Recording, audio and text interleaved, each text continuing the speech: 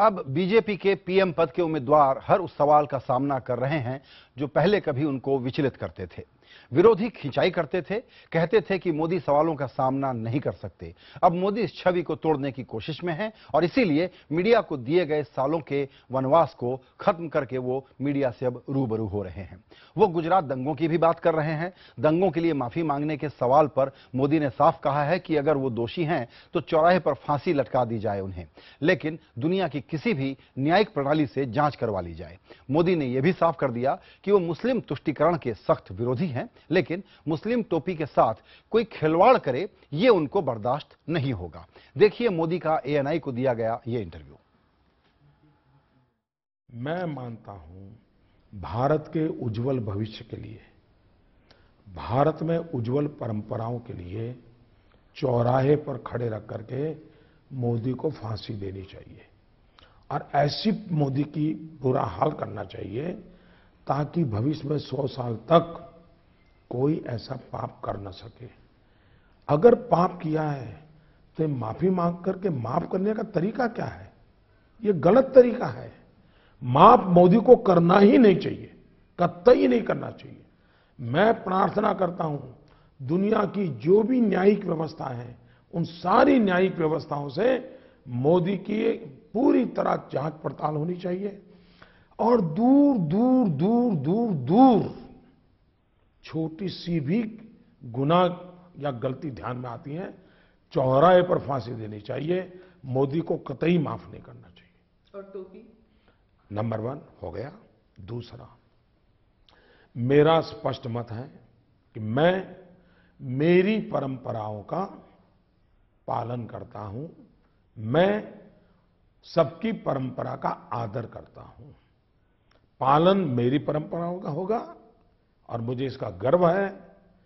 दूसरी बात है, हम जानते हैं गांधी को कभी टोपी नहीं पहननी पड़ी, पंडित नेहरू को कभी टोपी नहीं पहननी पड़ी, सरदार वल्लभ भाई पटेल को कभी टोपी नहीं पहननी पड़ी। पिछले दो दशक में ही ये राजनीतिक रंग ले लिया है और मैं अपीजमेंट पॉलिटिक्स का विरोधी हूं। गांधी जी पीएम कैंडिडेट तो नहीं थे। मैं अपीजमेंट पॉलिटिक्स का विरोधी हूं। ये जो अपीजमेंट के सिंबल है उसको मैं कभी फॉलो नहीं करूंगा और इसलिए अपीजमेंट करके, हां, मैं ये चाहूंगा कि अगर मुसलमान की टोपी के साथ कोई खिलवाड़ करता है तो उसको सजा होनी चाहिए। मुसलमान की टोपी की इज्जत हो, इसकी चिंता सरकार ने जरूर करनी चाहिए। ये काम हमारा होना चाहिए। लेकिन प्रोटेक्शन ऑफ माइनॉरिटीज में मुझे टोपी पहन करके फोटो निकल बननी चाहिए। ये चीज को जो सूट करता है वो करेंगे, कोई मुझे ये कंपेल नहीं कर सकता है। नहीं, कंपेल का तो सवाल ही नहीं क्या होता। लॉजिक है मुझे बताइए। सोनिया गांधी ने टोपी पहनी है, मुझे बताइए सोनिया गांधी ने पहनी टोपी? आई डोंट थिंक सो, पर वो चादर चढ़ाती है मजार में ना। पहली बात है, मुझे भी वो जो मौलवी आए थे उन्होंने चादर भेंट की थी, मैंने उसको बड़े प्यार से स्वीकार किया था। तो आपको आपके चश्मा में ऐसे नंबर तो नहीं होने चाहिए कि कुछ ही दिखाई दे और कुछ ना दिखाई दे। ऐसे चश्मे तो नहीं होने चाहिए। क्या मोदी के जवाब उन सभी सवालों का संतोषजनक जवाब हैं जो सालों से देश की राजनीति को मथ रहे हैं? इंडिया 9 बजे में ऐसे ही कई सवाल उठा रहे हैं। क्या मोदी वाकई अपना चेहरा बदल रहे हैं?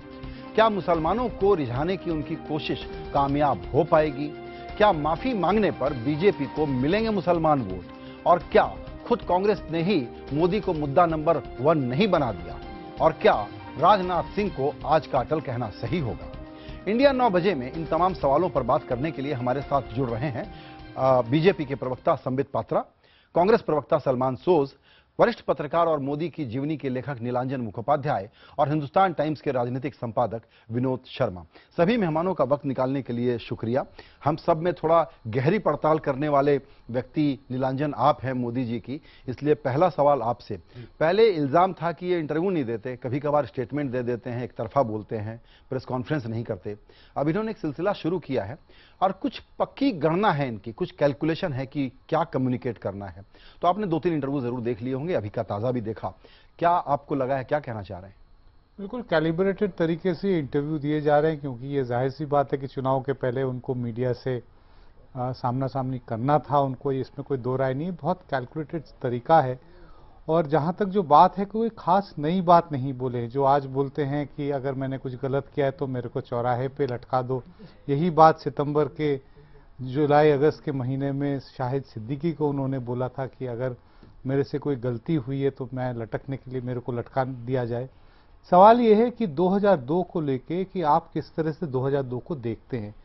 मोदी की ये कोशिश है कि इस पूरे इशू को फ्रेम इस तरह से कर कि उनकी पर्सनल कल्पेबिलिटी को लेके ये बेसिकली फायदा उसका उठाते हैं कि जो पिछले 12 साल से जिन्होंने मोदी के खिलाफ जो कैंपेन किया, पूरा जो दंगा हुआ है, इसमें सारी रेस्पॉन्सिबिलिटी एक सिंगल इंडिविजुअल पे फिक्स करने की कोशिश की गई है, बजाय इसके कि उन केसेस पे फोकस करके जिसपे मोदी का नाम आया है, जिसपे अभी भी सुप्रीम कोर्ट में रिव्यू पिटीशन जाकिया जाफरी ने डाला है।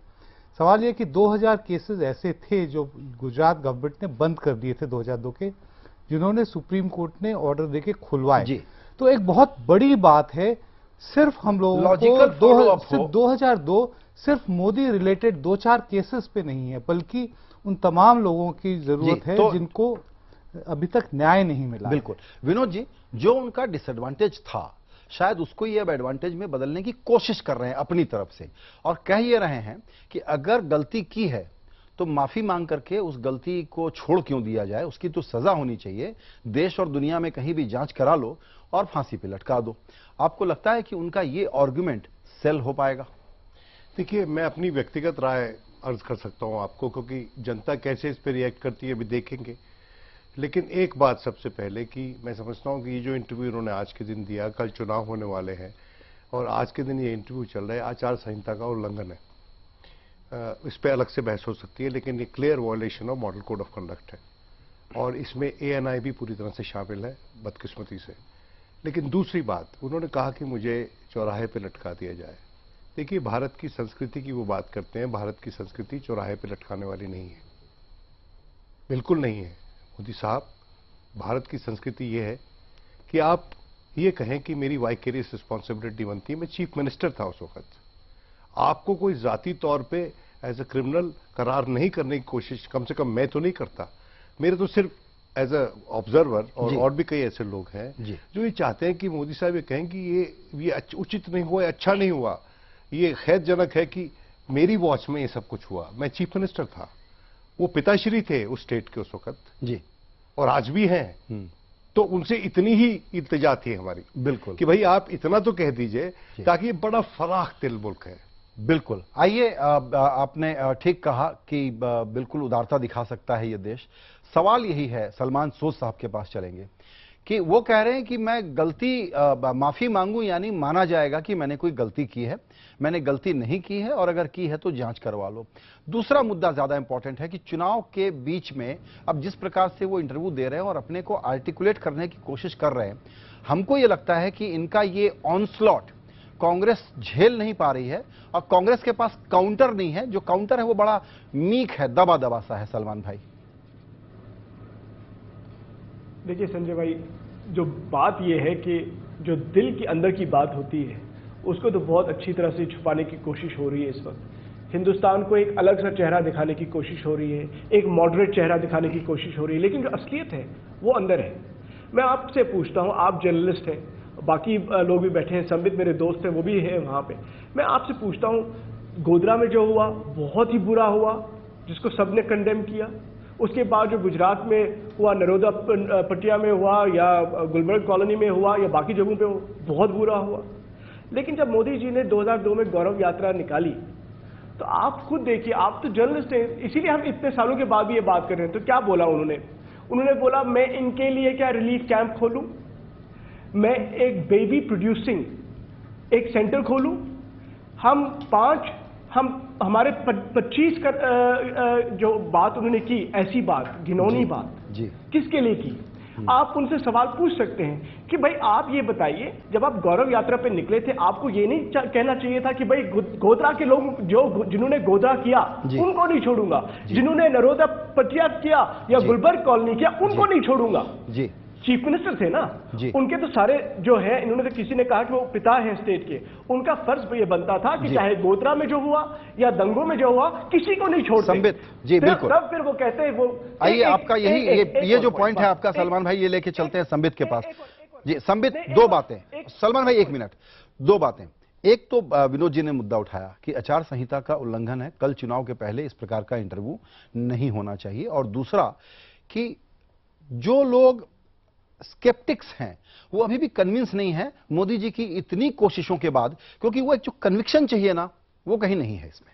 देखिए, दो विषय है। पहला जो आपने कहा विनोद जी के प्रश्न का उत्तर कि क्या आज आचार संहिता का, मॉडल कोड ऑफ कंडक्ट का उल्लंघन हो गया है, तो मैं ये प्रश्न मीडिया से ही पूछूंगा, आपसे ही पूछूंगा।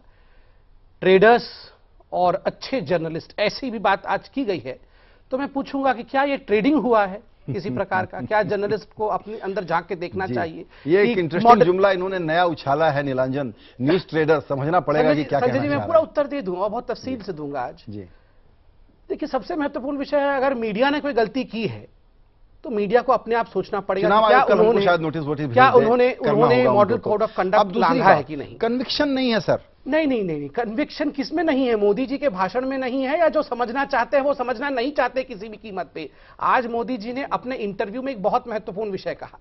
उन्होंने कहा चंद लोग हैं जो चाहते हैं किसी भी कीमत पे मुझे खत्म किया जाए, और जब मैं खत्म नहीं होता हूं तो वो बड़े परेशान हो जाते हैं। जी। हर फील्ड में है जी, वो लोग, जी। चंद लोग हैं। जी। सबका प्रश्न आया था। थोड़ा मैं ब्रीफ, एक क्योंकि सेकंड आज मैं थोड़ा सा इस बहस एक में सेकंड बहुत सारे में- पॉइंट समेटना चाहता हूं। एक सेकंड में और ये इसमें ऐड करना चाहता हूं। आप देखिए, आज उन्होंने हर विषय पे अपने विषय को रखा है। जी। सबसे जो एक पॉइंट मैं कहना चाहता हूं कि जी। कोर्ट में एक सारे केसेस गए, जितने लोग हम पैनल में बैठे हैं, मुझे लगता है उससे ज्यादा इंटेलिजेंट कोर्ट की इंटेलिजेंस है। जी। वो कोर्ट पे छोड़ा जाए, जी। कोर्ट बताएगी। ठीक है, कोर्ट पे छोड़ा जाए। नीलांजन दा, आपसे एक सवाल के साथ फिर आपको जो कहना हो कहिएगा। मैं अपनी परंपरा का पालन करूंगा, जी। सब लोग अपनी परंपरा का पालन करने के लिए स्वतंत्र हैं। जी। टोपी के संदर्भ में उन्होंने ये बात कही, साथ में एक नया वाक्य जोड़ा है कि टोपी के साथ कोई खिलवाड़ करेगा उसको मैं बर्दाश्त नहीं करूंगा। वो ये कहने की कोशिश कर रहे हैं, इसका अनुवाद करें तो, कि माइनॉरिटी प्रोटेक्शन के मामले में मैं आश्वासन दे रहा हूं कि मैं राजधर्म निभाऊंगा। ये बहुत एक ट्रेजेडी है कि नरेंद्र मोदी मुसलमानी टोपी पहने या ना पहने, ये एक तरह से एक बहुत बड़ा सवाल बन गया है, मेटाफर बन गया है कि नरेंद्र मोदी सोशली इंक्लूसिव हो रहे ठीक हैं है या नहीं हो रहे हैं। ट्रिवियल है? मेरे ख्याल से बहुत ट्रिवियल है मेरे हिसाब से। और टोपी पहने या ना पहने मेरे को कोई नहीं फर्क पड़ता है। मैं उनका बायोग्राफर रहा हूं, मैं उनको बहुत करीब से जानता हूं। मेरे उनसे कुछ मुद्दों पे बहुत गहरे डिफरेंसेस हैं, कुछ मुद्दों में उनकी कैपेसिटीज, उनके कैपेबिलिटीज को मैं तो आप ये कहिए, हम लोग मीडिया डिस्कोर्स में चर्चा करते हैं, पब्लिक बॉदर कर रही है क्या कि टोपी नहीं पहना मतलब ये सेक्युलर नहीं है?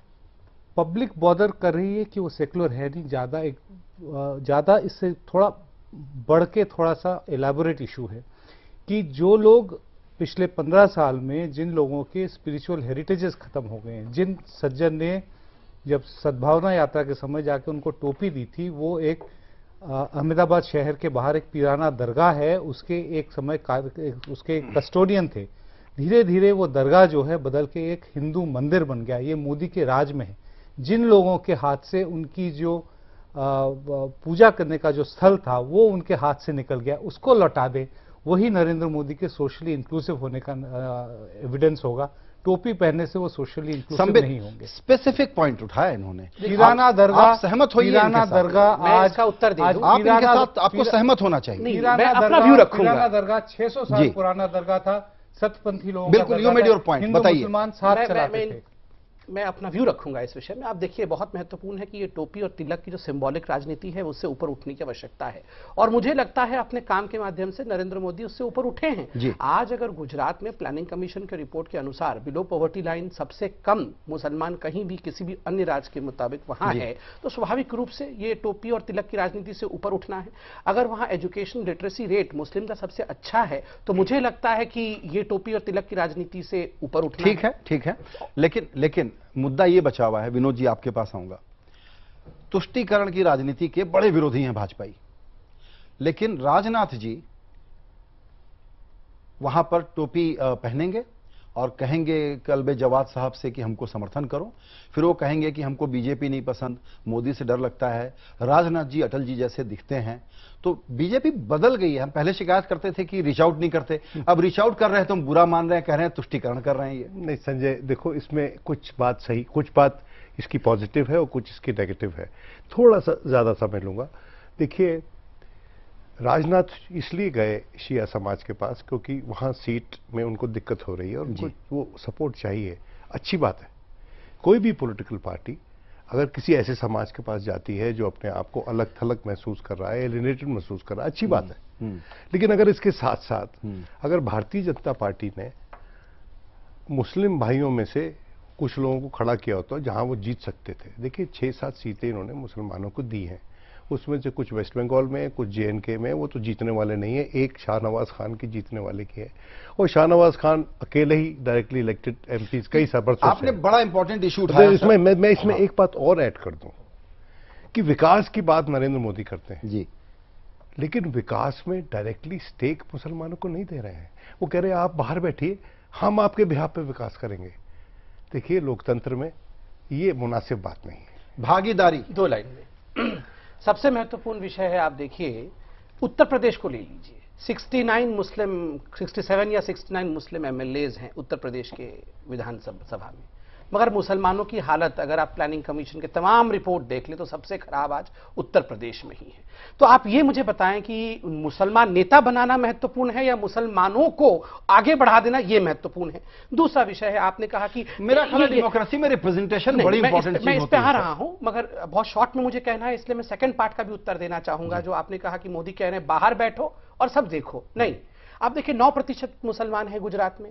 आप जाके जो मोटर व्हीकल रजिस्ट्रेशन में देखिए कितनी गाड़ियां रजिस्टर होती है, 18% रजिस्टर हो रही है मुसलमानों की। तो वो बाहर बैठे हैं, वो तो गाड़ी में बैठे हैं, ऐसी गाड़ी, पार्टिसिपेशन है वो पार्टिसिपेशन है। अगर वहां 3500 हज सब्सिडी मिलता है और वहां 41,000 लोग अप्लाई करते हैं तो फाइनेंशियली सक्षम है। बहुत छोटी सी बात है, 2002 के दंगे के बाद जब नरेंद्र मोदी ने अपना कैंपेन शुरू किया था, गौरव यात्रा निकाली थी। गौरव एक बहुत बड़ी चीज है। पूरा अयोध्या का जो आंदोलन था वो हिंदू गौरव को दोबारा रेस्टोर करने के लिए किया गया था। बिल्कुल। तो इस पूरे इशू में गाड़ियां कितनी हैं, मकान कितने हैं, खाने के लिए 2 टाइम की रोटी है या नहीं, इस पे ना करके बल्कि उस गौरव की भी बात करें जो चोट दिल पे लगी है 2002 में मुसलमानों को गुजरात में, क्या उसको रेस्टोर करने के लिए कुछ किया जा रहा है? अनफॉर्चुनेटली मोदी की सरकार में वो नहीं हुआ है। संबित, मुझे लगता है वो रेस्टोर बहुत हद तक और मुझे पूरे हद तक हो गया है, मगर मलियाना, मीरठ, देखिए संबित, एक प्रॉब्लम है। नहीं, एक सेकंड हाँ। ये जस्टिफिकेशन जो लेके आते हैं काउंटर आर्गुमेंट के तौर पर, इससे आप बरी कहां हो रहे हैं? मैं जस्टिफाई बिल्कुल नहीं करता हूं, किसी भी नहीं, वो नहीं करता हूं, मगर मुझे दुख तब होता है जो सो कॉल्ड इंटेलेक्चुअल्स केवल 2002 में चिपक जाते हैं। नहीं देखिए, और कहीं और नहीं जाते। सुनिए 1984 पर हम लोग कर लेंगे 2 घंटे बाद, लेकिन अभी विषय जिस पर है उस पर रहे हम। मेरा पॉइंट यह है कि ये क्यों नहीं मानते कि जिस आउटरीच की, जिस हीलिंग टच की बीजेपी से जरूरत थी, मोदी जी से जरूरत थी, थोड़ा वो और कर सकते थे। 10 वर्षों थोड़ा पिंक रिवॉल्यूशन का डिस्कशन अवॉइड कर सकते। ये तो मोदी जी के मामले में ऐसा गजब का है कि अगर टोपी पहन ले तो वो ब्रेकिंग न्यूज बन जाए। टोपी पहन लिया देखो, टोपी ना पहने तो टोपी क्यों नहीं पहना तो वो कुछ भी करेंगे उससे वो देखो का ब्रेकिंग न्यूज जरूर बन जाएगा। मगर तुम्हारी बात नहीं, 10 वर्षों। सलमान सोच के पास चलते हैं एक बार। सलमान भाई, थोड़ा सा विषय बदलते हैं। वो ये है कि जयललिता ने कहा कि बीजेपी की जमानत जब्त करा दो, कांग्रेस की भी जमानत जब्त करा दो। पवार साहब जो मोदी जी के दोस्त हैं, आजकल मोदी जी के बारे में निजी हमले कर रहे हैं। उसके बाद आज मोदी जी ये सिग्नल दे रहे हैं कि चुनाव के बाद ये दोनों से हमारे बड़े व्यक्तिगत संबंध हैं, बड़े मधुर संबंध हैं। इनके इस अटैक का जो पॉलिटिक्स में चलता है मैं बिल्कुल बुरा नहीं मानता। प्री पोल 25 पार्टियों का अलायंस बन गया है, बाद में भी और एलाइज आ जाएंगे। आपको लगता है कि पवार साहब और जयललिता जैसे लोग अब उधर जाने का अगर सिलसिला बन जाए तो कोई गेम आपकी बची नहीं है? ये आखिरी के दिन जो है आप लोग सिर्फ एक रस्म अदायगी कर रहे हैं। नहीं, देखिए इस वक्त तो मीठी मीठी बातें बहुत होंगी, आगे को क्या होगा वो तो ऊपर वाला जानता है। लेकिन आप सबको और जो घर पे बैठे लोग हैं उनको तो एक फैसला करना पड़ेगा कि, और मुझे माफ कीजिए, मुझे जरूरी ये सवाल उठाना है और संबित है वो जवाब दे सकते हैं इसका, कि भाई जब ये गौरव यात्रा, बहुत जरूरी बात है 2002, क्योंकि वही इश्यू है जी, कि जब वो निकले गौरव यात्रा में, उन्होंने जब कहा गुजरात के लोगों को, जहां पर ये तो दिस इज अ फैक्ट कि भाई हमने आपके लिए नर्मदा का पानी लाया श्रवण के टाइम में, अगर कांग्रेस होती तो रमजान के टाइम में लाती। अब मुझे आप बताइए, खुद ही बताइए, आप खुद जस्टिस कीजिए इसके साथ, हिंदुस्तान के लोग इसके साथ जस्टिस कहे। ये हिंदुस्तान की क्या परंपरा है संबित भाई, ठीक कहा। इसका उत्तर सुनिए संबित भाई, इसका ईमानदार उत्तर यह है कि चुनाव की राजनीति में पोलराइजेशन करना पड़ता है, वैलिड है, मान जाइए। नहीं, बहुत बढ़िया उत्तर देता हूं। सुनिए, 2003 में गौरव यात्रा हुआ, 2004 में इन्होंने देश के गौरव को लूट लिया, सरकार बना लिया यूपी सरकार ने। ये अभी तक बैठे हुए थे, नींद उनकी आज जगी है। जब कल 121 सीटें वोट पे जाने वाली हैं, तब इनको गौरव यात्रा याद आया है। ये बीच में जो 10 वर्ष थे, इनको कहां गौरव यात्रा याद आ रहा था? उस समय तो ये शांत बैठे हुए थे। और दूसरा विषय है, बहुत महत्वपूर्ण विषय है, जो पोलराइजेशन आप हमारे ऊपर कह रहे हैं कि हम कर रहे हैं। आप देखिए, पोलराइजेशन की राजनीति तो कांग्रेस से लेके सपा बसपा ये करने में लगे। बोटी बोटी कहां हुआ है? और आजम खान क्या कह रहे हैं? समय की कमी है, लेकिन आखिरी 10-10 सेकंड का जवाब। विनोद जी, ये जो आलोचना थी मोदी जी की कि ये कन्वर्सेशन और इंटरव्यू तो करते ही नहीं, एक तरफा जो बोलना होता है बोल देते हैं। पिछले दिनों में जो भी इंटरव्यू आए हैं उसमें ज्यादातर सवाल जो हो सकते हैं उनसे पूछ लिए गए हैं। क्या माना जाए कि ये ट्रांसपेरेंट इंटरव्यू हैं या इसको फिक्स मैच कहेंगे? देखिए, मैं माजरत चाहता हूं, मोदी जी से भी माजरत चाहता हूं कि मैं कंपैरिजन कर रहा हूं। मैं ये कंपैरिजन करना जरूरी है। देखिए, मोहम्मद अली जिन्ना की जो स्पीच थी 47 की, कि आप समय कम है, अपने मंदिर जाइए, आप जहां मर्जी जाइए, इंटरव्यू कन्विंसिंग है कि नहीं? नहीं, जहां मर्जी जाइए। वो स्पीच इस बात की एक्सेप्टेंस थी कि हम एक मुल्क तो जीत सकते हैं फिलॉसफी ऑफ हेट पे, उसको चला नहीं सकते on the philosophy of hate. मैं समझता हूं ये उस तरफ बढ़ रहे हैं। नहीं सर, ये मेरा सवाल ही नहीं था। मेरा सवाल ये था कि ये इंटरव्यू कन्विंसिंग लग रहे हैं कि नहीं आपको? देखो, मुझको जाती तौर पे मैं कन्विंस नहीं हूं, क्योंकि देखिए, राहुल गांधी ने जो इसको इंटरव्यू दिया जी, वो आदमी राहुल गांधी का दोस्त नहीं था। ये लोग पता नहीं कहां से आ गए। भाई, आप पता नहीं कहां से आ गए, क्यों नहीं आपको इंटरव्यू देते? अरे, आपको क्यों नहीं दिया इंटरव्यू? मैं समझता हूं मुझको इंटरव्यू देते, मैं उनका वर्स्ट क्रिटिक हूं, मुझसे बात करते। ब्राह्मणिकल ऑर्डर है क्या? नहीं, ऐसा ब्राह्मणिकल ऑर्डर नहीं है। दिल्ली में बैठे आपने चुन चुन के उन लोगों को इंटरव्यू दिया जिनके जरिए आप अपनी बात पूरी तरह से कह पाए, और आपको किसी ने टोका नहीं बीच में। ओके नीलांजन, ये इंटरव्यू कितने क्रेडिबल लग रहे हैं आपको? नहीं, इंटरव्यू बिल्कुल क्रेडिबल है, इसमें कोई दो राय नहीं है। ये बात जरूर है कि मतलब इसमें जवाब उन्होंने वही दिया है जो उनको देना था। वो तो हर पॉलिटिशियन करता है, कुछ भी पूछ लो आप। बिल्कुल, तो मेरे ख्याल से उसी मैं कंपैरिजन करूंगा। Sambit Patra, 1 minute. ETV Gujarati, TV 9, ANI, ये क्यों कर रहे हैं? दिल्ली के हम ब्राह्मण नेटवर्क्स को भूल गए क्यों? एक सेकंड में बुरा मत मानिएगा, मैं बहुत इज्जत करता हूं, मगर क्या अंग्रेजी बोलने वाले लोग ही हिंदुस्तान को चलाएंगे? क्या रीजनल चैनल्स महत्वपूर्ण नहीं? अगर कनाडा को वो देते हैं, गुजराती को देते हैं, तो मुझे लगता है वर्नाकुलर लैंग्वेज को प्रमोट करके बहुत बड़ा एग्जाम्पल सेट कर रहे हैं। मगर फैक्ट ये है कि चुनाव के वक्त लोग भाषाई मीडिया प्लेटफॉर्म को ज्यादा ढूंढते हैं, अंग्रेजी को बाद में ढूंढते हैं। संजय जी, मुझे एक लाइन कहना था। ज्यादातर नेता जो है उन्हीं पत्रकार से बात करते हैं जिनको लगता है कि उनके साथ वो कंफर्टेबल महसूस करेंगे। नरेंद्र मोदी से बात किए जिनसे वो कंफर्टेबल फील किए। नहीं, मुझे 5 सेकंड यहां रखना था एक विषय। आप दो बड़े लीडर्स देश के कंपेयर करिए। 3 दिन के अंदर घटना घटी है।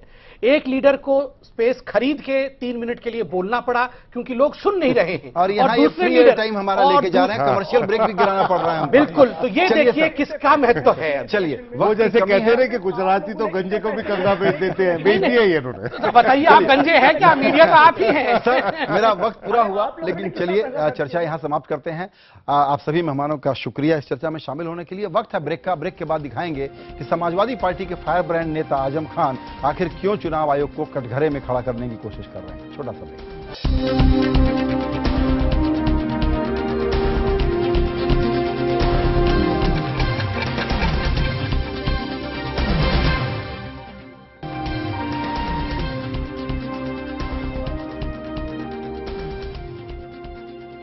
और अब एक खबर कांग्रेस की स्टार प्रचारक प्रियंका गांधी की।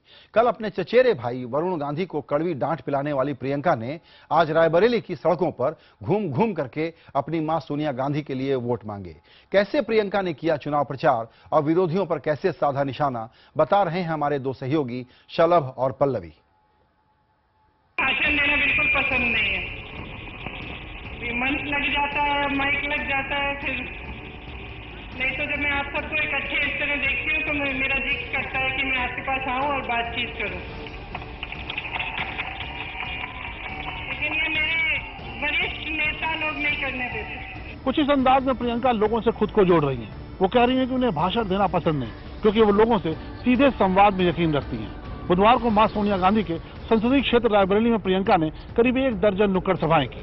अपनी मां के लिए वोट मांग रही प्रियंका ने गांधी परिवार और रायबरेली के रिश्ते का जिक्र भी किया।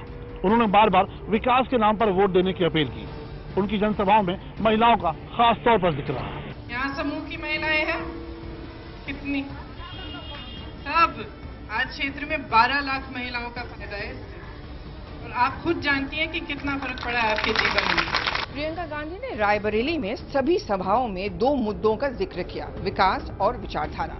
रायबरेली की सांसद और उनकी मां सोनिया गांधी ने क्या काम किया, इसका ब्यौरा भी प्रियंका गांधी ने दिया। साथ ही उन्होंने लोगों को उन योजनाओं की याद दिलाई जैसे भोजन और शिक्षा का अधिकार। प्रियंका गांधी ने लोगों से ये पूछा और ये कहा भी कि ये चुनाव विचारधाराओं की लड़ाई है। उन्होंने एक तरफ लोगों से कहा कि क्या वो कांग्रेस के भाईचारे और सभी को शक्ति देने वाले विचारधारा को वोट देंगे या दूसरी विपक्ष के बांटने वाली और एक ही शख्स को सभी शक्ति देने वाली विचारधारा को वोट देंगे। एक कांग्रेस की विचारधारा है जो एकता को मानती है, एक एक जना महत्वपूर्ण है और सबको आगे बढ़ना है तो एक साथ बढ़ना है। एक दूसरी विचारधारा है जिसकी विपरीत सोच है, सांप्रदायिकता में गड़ी हुई है। विचारधारा को लेकर बीजेपी पर वार करने वाली प्रियंका गांधी पर उनकी चाची और वरुण की मां मेनका गांधी ने निशाना साधा है और कहा है कि जिस विचारधारा की बात प्रियंका कर रही है उसका जवाब जनता देगी। अब मुझे नहीं मालूम कौन सी विचारधारा पर वो बोल रही है। ये 2 अलग पार्टीज हैं, 2 अलग चीजें देना चाह रहे हैं देश को। अब देश के ऊपर है कि कौन सा चुने। पिछली बार प्रियंका का जोर रोड शो और जनसभाओं पर था, लेकिन इस बार वो नुक्कड़ सभाओं पर ज्यादा ध्यान दे रही है। रायबरेली में 30 अप्रैल को मतदान होना है। सोनिया खिलाफ रायबरेली में भारतीय जनता पार्टी के उम्मीदवार हैं अजय अग्रवाल, जबकि समाजवादी पार्टी ने अपना कोई उम्मीदवार ही नहीं उतारा है। दूसरे प्रत्याशी इस तरह के हैं कि शायद इस चुनाव के बाद यहाँ दिखे भी नहीं। सोनिया जी ने आपके लिए जो काम किया वो दिल से किया है, एक भावना से किया है, आपसे लगाव है, क्षेत्र से लगाव है। एक कहावत है कि तू डाल डाल और मैं पात पात। समाजवादी पार्टी के आला नेता आजम खान कुछ यही कर रहे हैं। चुनाव आयोग के भड़काऊ भाषण देने के इल्जाम में घिरे आजम खान को चुनावी रैली और रोड शो करने से रोक दिया, लेकिन अब भी आजम साहब चुनाव आयोग को ही तानाशाह करार दे रहे हैं। सवाल यह है कि ध्रुवीकरण की राजनीति से घिरे उत्तर प्रदेश में आयोग को विलन बनाने से क्या काम चलेगा। आजम खान से खास बातचीत की हमारे national affairs editor Bhupendra Choubey ने। नमस्कार, हॉट सीट में आपका स्वागत है। आज हम रामपुर में हैं और हमारे साथ हमारी हॉट सीट पर समाजवादी पार्टी के प्रमुख नेता, उत्तर प्रदेश के कैबिनेट मंत्री माननीय आजम खान साहब खुद मौजूद हैं। आजम खान साहब, स्वागत है आपका आईबीएन 7 सर। शुक्रिया। सबसे पहले ये बताएं सर कि आप 8 बार विधायक रह चुके हैं। आप, मुझे याद नहीं पड़ता कि कभी कोई ऐसा वाकया हुआ हो कि आपके बयानों को इतनी संजीदगी से लिया गया हो, संजीदगी से, कि इलेक्शन कमीशन ने आपके मुंह पर ताला लगा दिया। क्या आप रिग्रेट करते हैं जिस तरीके की बयानबाजी आपने पिछले 15 दिनों में की है? क्या आप रिग्रेट करते हैं जिसके कारण आज आपको चुप रहना पड़ रहा है? सवाल यह है कि इलेक्शन कमीशन ने जो मुझे नोटिस दिया 11 तारीख को, उसका मैंने जवाब दे दिया। 10 तारीख को जो नोटिस दिया उसका जवाब मैंने 11 तारीख को दे दिया और ये इलेक्शन कमीशन में रिसीव हो गया। 11 ही तारीख को, very same day, election commission मेरे ऊपर सजा का ऐलान कर देता है। मेरा जवाब 2 बजे जमा हो गया 11 तारीख को और इलेक्शन कमीशन मेरा जवाब दिए बगैर 11 ही तारीख को, ये उत्तर प्रदेश इलेक्शन कमीशन का नोटिस है, ये नेशनल कमीशन का है, 11 ही तारीख को, और इसमें खुद एडमिट करते हैं the replies of both Shri Amit Shah and Azam Khan are still awaited, यानी अभी तक जवाब नहीं मिला। इसका मतलब इलेक्शन कमीशन ने न मेरा जवाब देखने की कोशिश की, न ये जानने की कोशिश की कि मेरा जवाब, जिसके लिए उन्होंने 5 बजे तक का टाइम दिया है, वो जवाब पहुंचा या नहीं। तो क्या आप ये कह रहे हैं कि ये कि प्रीडिटरमिन्ड मूव था चुनाव आयोग का? नहीं, ये मैं नहीं कह रहा हूं, ये कानून कह रहा है, ये नेचुरल जस्टिस के खिलाफ है ये आपका कानून जवाब ही कह रहा नहीं है। सुना गया आयोग ये कानून कह रहा है और ये हालात बता रहे हैं। सरकमस्टांसेस ये हैं कि जब मेरे खिलाफ नोटिस तैयार हुआ उसी वक्त मेरी सजा का लेटर भी तैयार हो गया और दोनों एक साथ जारी हुए। लेकिन सर मुझे बताइए, सदा इलेक्शन कमीशन ने क्या किया क्या नहीं किया, चलिए वो तो एक अलग बात है, लेकिन मैं आपसे ये पूछ रहा हूं, आप 8 बार विधायक रह चुके हैं, सन 89 से आप समाजवादी पार्टी से जुड़े, राज्यसभा का मेंबर, राज्यसभा के मेंबर भी रह चुके हैं, चौथी बार वजीर भी। इतने वरिष्ठ नेता सर, इतने वरिष्ठ राजनेता को क्या इस प्रकार की टिप्पणियां शोभा देती हैं जिस प्रकार की टिप्पणियां आपकी हैं? कुछ पढ़ के सुना दूं आपको। देखिए, आपने 10 अप्रैल को क्या कहा, आप 11 अप्रैल को कह रहे हैं कि आपको चुनाव आयोग का जो नोटिस आया। 10 अप्रैल को आपने नरेंद्र मोदी जी के बारे में क्या कहा? आपने कहा अगर हम छोटे कुत्ते हैं तो वो बड़े कुत्ते हैं। ये उस संदर्भ में नरेंद्र मोदी जी ने क्या कहा? दरअसल शोभा का ये आईना आप हमें इसलिए दिखा रहे हैं कि आप भी तो नरेंद्र मोदी से ही पैसा पाते हैं। हम भी यकीनन, मतलब हमसे मीडिया, इलेक्ट्रॉनिक मीडिया पलते हैं उस पर आप, तो मैं आपसे उसी की आवाज बोल रहे हैं आप। आपने जो बात पढ़कर सुनाई है ये क्या वाकया नहीं है कि नरेंद्र मोदी जी ने ये कहा? लेकिन क्या आपने उस वक्त क्या आपने नहीं क्या? अरे मैंने तो उनके शब्द कहे। क्यों उस वक्त आप कहां थे? बिका हुआ मीडिया उस वक्त कहां था जब नरेंद्र मोदी ने हमें कुत्ते का बच्चा कहा था? हिंदुस्तान की नहीं, कोई सवाल नहीं उठाया, कोई सवाल नहीं उठाया।